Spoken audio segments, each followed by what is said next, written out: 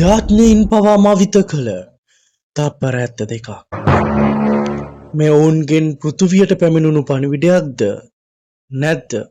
කුමක්ද මේ නොවිසඳුණු අභිරහස කියලා දැනගන්න වීඩියෝ එකේ අවසානය තෙක්ම රැඳී සිටින්න.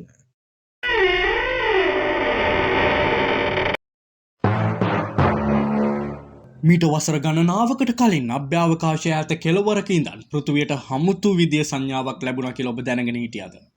ඒක හරියට කවුරු හරි අපිට හෙලෝ කියනවා වගේ දෙයක්. විද්‍යාඥයන් පවා අදටත් උත්තර හොයන මේ වාව් සිදුවීම පිටසක්වල ජීවීන්ගේ පැමිණීමක්ද?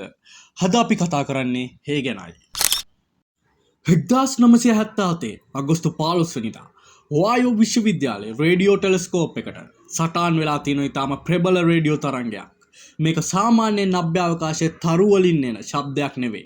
මේක හරියට කවුරු හරි හිතාමතාම එවපු පණිවිඩයක් වගේ.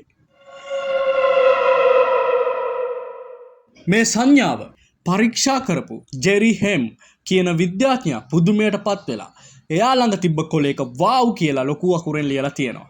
ඒ නිසාම හදටත් මේක හඳුන්වන්නේ වාව් සිග්නල් එක කියලයි. මේ සංඥාව තප්පර 72ක් පුරා එක දිගට ඇවිල්ලා තියෙනවා. ඒත් පුදුමේ කියන්නේ එදායින් පස්සේ එවැනි සංඥාවක් ආයෙ ඇහිලා නැහැ. ඔබ සිතන්නේ කුමක්ද? ඒ ඇත්තටම පිටසක්වල ජීවීන් අපට එවපු පණිවිඩයක්ද? නැතිනම් ඒක උදෙක් අභ්‍යවකාශයේ සිද්ධ වුණ ස්වභාවික සිද්ධියක් විතරයිද? ඔබේ අදහස පහළ කමෙන්ට් සෙක්ෂන් එකෙන් කමෙන්ට් කරන්න.